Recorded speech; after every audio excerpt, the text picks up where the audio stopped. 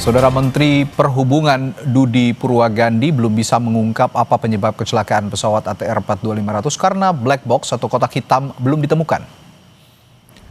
Namun Menhub Dudi menekankan, pesawat ATR 42500 yang mengalami kecelakaan sedang digunakan oleh staf Kementerian Kelautan dan Perikanan untuk tugas patroli laut yang memang rutin dilakukan.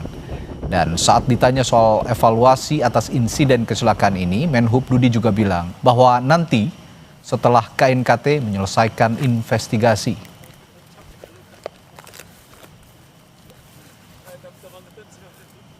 Ini merupakan tugas rutin dari Kementerian KKP. Soal ketinggian dan sebagainya itu harus kita lihat nanti setelah kita menemukan semua bukti-bukti yang ada termasuk black box dan sebagainya. Dari situ baru kita bisa menjelaskan sebab musabab dari terjadinya kecelakaan ini. Kalau layak terbang ya, layak terbang. Karena setiap pesawat yang dioperasikan syarat utamanya adalah harus layak terbang. Kami sudah memeriksa kelaikan dari dokumen kelaikan yang dimiliki oleh pesawat tersebut dan pesawat tersebut dinyatakan layak terbang.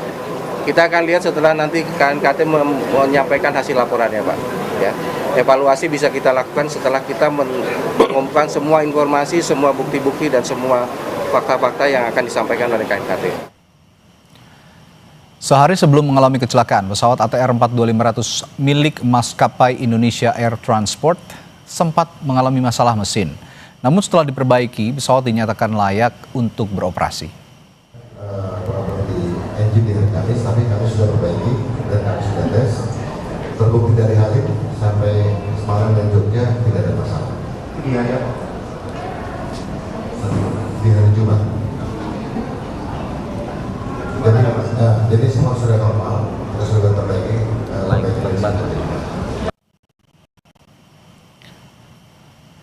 Kecelakaan pesawat ATR 42500 di kawasan pegunungan di Pangkep, Sulawesi Selatan memicu respons serius terkait pentingnya audit menyeluruh terhadap aspek pemeliharaan dan kelaikan udara pesawat, termasuk pengawasan terhadap pesawat.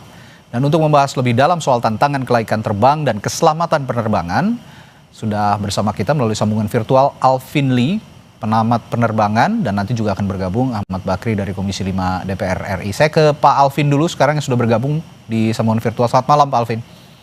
Selamat malam Mas. Ya, Pak Alvin, dari perspektif teknis, mengapa audit kelaikan udaraan ini menjadi penting setelah insiden seperti ATR 42500 ini Pak Alvin? Baik Mas, jadi pada setiap kecelakaan itu memang pemeriksaan ya terhadap kelaik udaraan pesawat itu menjadi salah satu bagian dari penyelidikan, karena yang diselidiki itu kan tidak hanya catatannya saja, tapi juga pelaksanaannya seperti apa. Jadi kesehatan pesawat, perawatannya bagaimana, kondisinya terakhir seperti apa, disiplin perawatannya seperti apa, bukan hanya pesawat tapi juga penerbangnya. Kondisi kesehatan penerbang, terakhir kali melakukan medical check kapan, kemudian kegiatan beberapa hari terakhir sebelum terbang itu seperti apa, apakah istirahatnya cukup, apakah kesehatannya dalam kondisi prima, apakah mengkonsumsi obat-obatan, misalnya obat flu saja itu kan juga bisa berpengaruh. Jadi tidak hanya tidak hanya perawatan pesawatnya saja, dan juga itu nanti akan diperiksa juga rekaman pembicaraan antara ATC dengan pilot. Jadi yang diperiksa banyak, bukan hanya kesehatan pesawatnya saja. Ya, oke. Sejauh ini memang kalau kita bicara soal kelaik udaraan tidak jauh dari juga soal usia pesawat begitu ya terhadap aspek kelaikan terbang dan maintenance pemeliharaan. Saya akan sapa dulu dari Komisi 5 DPR RI ada Pak Ahmad Bakri. Selamat malam Pak Bakri. Selamat malam, Assalamualaikum warahmatullahi wabarakatuh, Kompas TV dan Bung Alvin Lee, saudara saya. Baik, terima kasih Pak Bakri. Pak Bakri, kalau kemarin ketika Anda menerima pertama kali dari Komisi 5 menerima laporan tentang awal kecelakaan ini bagaimana? Yang jelas pertama kita terkejut ya mendengar musibah itu, turut berduka cita dan bersukawa terjadinya musibah ya. ATR 42500 itu yang terjadi minggu yang lalu. Nah, jadi memang betul, tadi saya dengar juga ada statement dari Kementerian Perhubungan, jadi memang kita lagi menunggu juga nih dari KNKT untuk memberikan rekomendasi atau memberikan informasi yang sebenarnya, kan memang wewenang beliau, supaya tidak terjadi simpang siur, kira-kira demikian betul kata beliau. Demikian, Mas. Baik.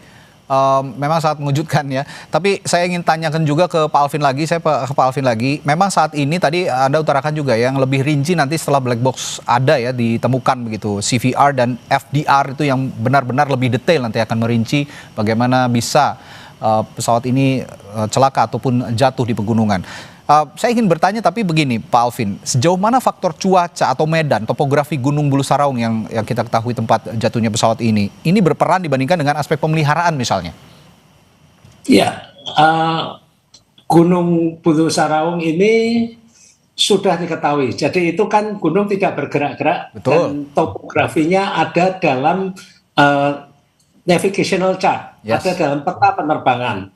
Dan kemudian juga kondisi cuaca ketika kecelakaan itu terjadi, pertama kali hilang kontak, kondisi cuaca itu tergolong cerah, tidak hujan, tidak sedang badai, jarak pandang 8 km itu untuk penerbangan termasuk baik, cerah.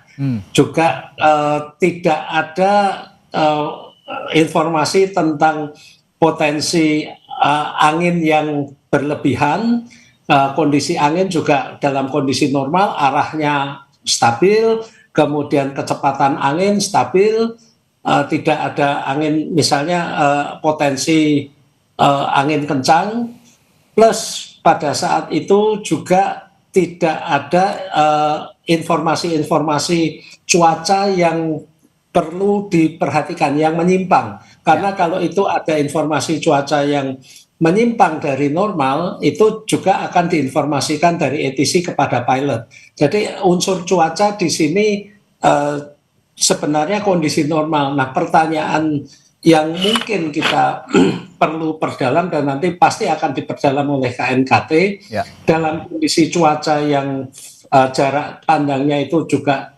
baik, bagaimana pesawat tersebut bisa melenceng dari jalur yang ditentukan, melenceng ke timur. Dan kalau gunung itu mendekat ke gunung dalam kondisi cuaca cerah juga, apakah pilot ada halangan untuk tidak melihat dan tidak menghindarinya? Itu hal-hal yang perlu didalami. Kita tidak bisa menyimpulkan apapun. Bisa saja nanti ada masalah-masalah lain yang baru nanti terungkap setelah FDR dan CVR itu dibuka. Demikian. Ya, memang kita belum tahu ini human error atau technical failure gitu ya, yang masih didalami. Nanti harus ada FDR dan CVR itu tadi yang ada di black box untuk lebih detail. Saya ke Pak Bakri lagi. Tapi begini Pak Bakri, untuk dari DPR sendiri, dari Komisi 5, kita juga ingin tahu sebenarnya timeline dari DPR.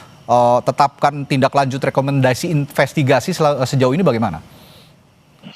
Ya, memang Mas, sebenarnya kita juga akan mempertanyakan ya kepada Kementerian Perhubungan, Dirjen Udara, dan KNKT dan Basarnas.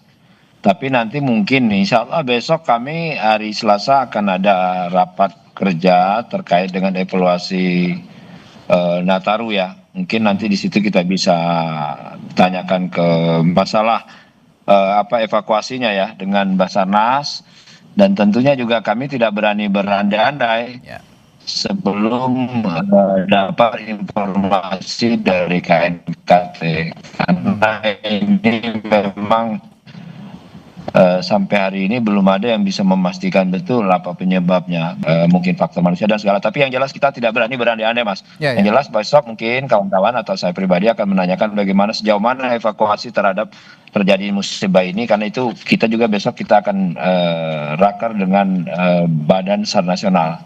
Demikian Mas. Oke. Tapi saya ingin juga bertanya, apa yang biasa dilakukan juga oleh Komisi 5 DPR berkoordinasi dengan KNKT dan juga Kementerian Perhubungan, masalah maintenance. Sebenarnya kalau yang daily basis begitu ya, yang dilakukan oleh Komisi DPR, itu bagaimana mengawasi masalah maintenance kelaikan udara tadi ya, kelaikan udara dari masing-masing maskapai. Saya akan tanyakan hal itu nanti setelah jeda kepada Pak Bakri, tetaplah di Sapa Indonesia Malam.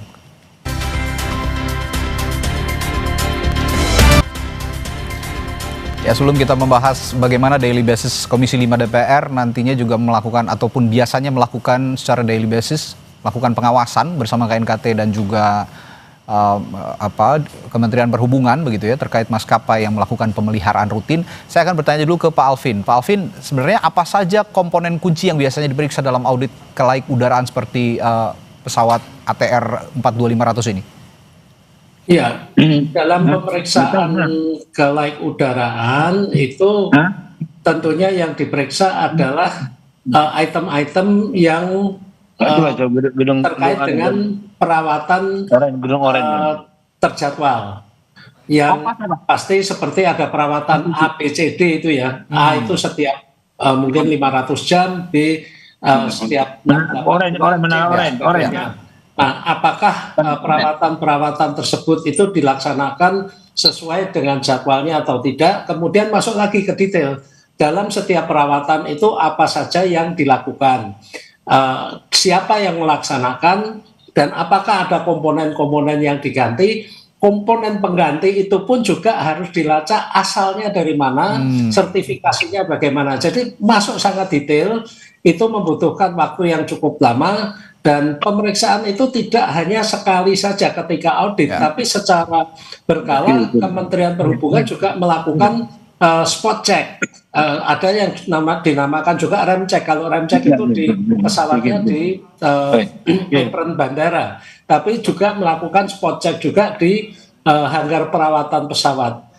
Itu cukup banyak yang dilakukan, dan apabila ada masalah yang berulang ya, karena setiap kali pesawat itu mendarat, pilot itu harus mencatat, memberikan catatan kepada engineer di dalam logbook pesawat apakah ada hal-hal yang perlu diperbaiki. Kalau hal-hal yang kecil misalnya pintu toilet itu sulit dikunci, itu nggak ada masalah. Tapi kalau ternyata ada masalah dengan radio yang on off ya, misalnya di kokpit itu ada 2 radio dan dua-duanya ini independen, sehingga kalau satu masih berfungsi. Nah, kalau ada salah satu saja, jangankan radionya, loudspeakernya tidak berbunyi saja, itu sudah no-go item karena itu dapat berdampak pada keselamatan penerbangan. Nah, termasuk aircraft logbook ini juga diperiksa oleh Kementerian Perhubungan. Demikian, Mas. Oke.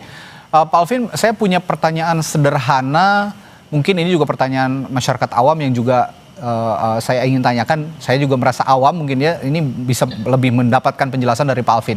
ATR 42500 ini kan pesawat yang biasa digunakan untuk medan-medan tertentu begitu ya. Dan yang publik ketahui kebanyakan ini jaraknya pendek, tapi dari ATR 42500 ini melakukan penerbangan dari Yogyakarta menuju Ujung Pandang atau Makassar ya. Ini kan jaraknya yang cukup lumayan jauh begitu. Saya sendiri pernah mengalami menaiki ATR ini dari Bali ke Sumba, dari Papua ke Sorong, dari Jayapura ke Sorong. Ini jaraknya tidak terlalu jauh. Apakah ATR 42500 ini punya kemampuan dengan jarak yang saya sebutkan dari Jogja misalnya ke cukup jauh ke Makassar misalnya, Pak Alvin?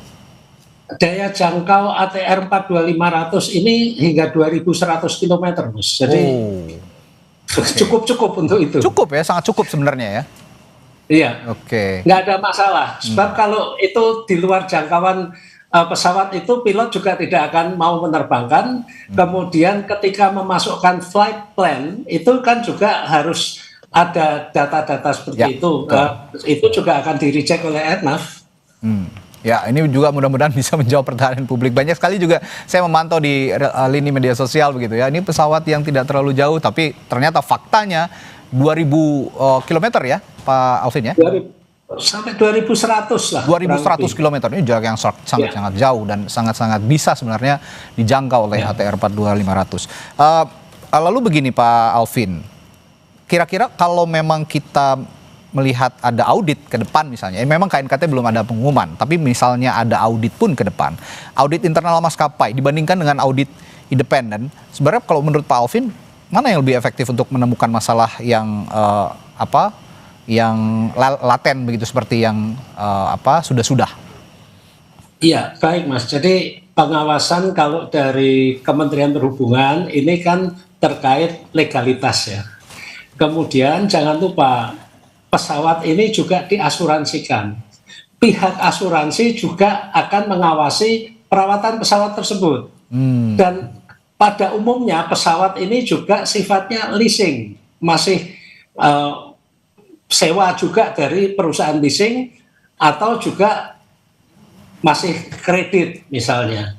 Nah, pemilik pesawat atau lessor ini juga senantiasa mengawasi perawatan pesawatnya, karena kalau pesawat tidak dirawat dengan benar, mereka juga akan rugi. Jadi yang mengawasi berlapis-lapis, Mas. Lapis-lapis, oke, baik.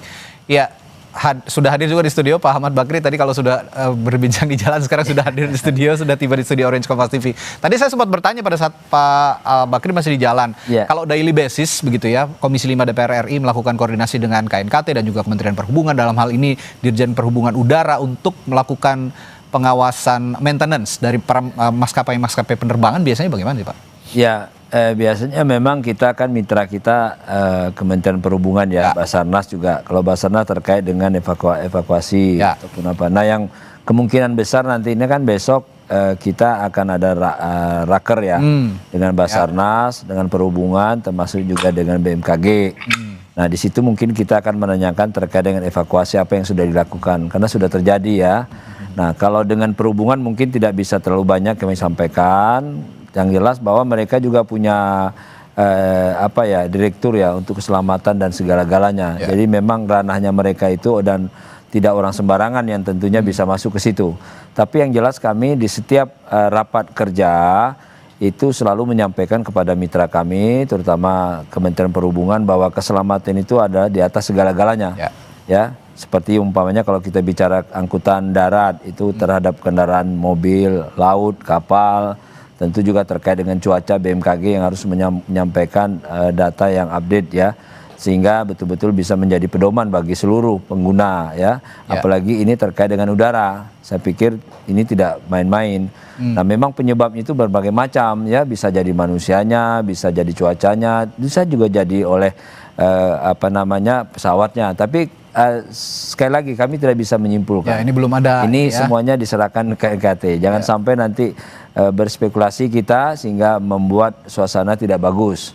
Oleh sebab itu saya hanya bisa menyatakan bahwa besok itu kita akan tanyakan sejauh mana evakuasi ya terhadap yang jadi ini, apakah ada masih bisa ditemukan atau bagaimana, dan segala-galanya, sehingga betul-betul bisa menjadi evaluasi untuk kedepannya. Oke, bicara juga soal evaluasi, apakah menurut Anda juga sebenarnya payung hukum yang sudah menaungi perhubungan udara ini juga sebenarnya sudah cukup, atau perlu ada yang ditambahkan sih Pak? Ya, sebenarnya kalau bicara kondisi hari ini memang perlu ada perbaikan-perbaikan terus, terutama teknologi ya, teknologi seperti juga tentang cuaca umpamanya kan terkait juga itu terhadap penggunaan cuaca bagi penerbangan. Ini juga kita tahu bahwa sampai hari ini BMKG itu termasuk anggarannya sangat kecil, dan kita selalu menyampaikan kepada pemerintah untuk memaksimalkan anggaran, termasuk juga mungkin dengan Basarnas, peralatan-peralatan terhadap evakuasi. Begitu juga dengan Kementerian Perhubungan terkait dengan udara, terkait dengan udara juga kita melalui Dirjen Udara. Ya, seperti mengevaluasi pesawat, melihat, meninjau atau mengecek pesawat-pesawat, karena kita tahu banyak pesawat-pesawat kita ini juga memang umurnya udah tua ya. Nah, dengan kondisi cuaca yang hari ini agak sedikit ekstrim, nah ini juga perlu menjadi perhatian. Jadi semuanya sudah diserahkan kepada bidang masing-masing. Oke, jadi intinya kalau ada pesawat delay karena cuaca buruk, ya kita jangan langsung memarahi atau marah-marah dulu ya, karena itu faktor keselamatan yang nomor satu tadi Anda bilang gitu. Jadi cuma saking seringnya delay kadang-kadang orang ini benar apa enggak gitu ya. Tapi yang penting diinformasikan dengan jelas, kalau memang ada kendala cuaca ya lebih baik kita hindari, lebih baik kita bersabar dulu untuk menunggu cuaca lebih baik. Betul. Baik, terima kasih Pak Bakri sudah hadir mengupayakan hadir di studio, dan juga Pak Alvin yang sudah bergabung melalui sambungan virtual. Kita jumpa lagi lain waktu. Baik, terima kasih. Selamat malam.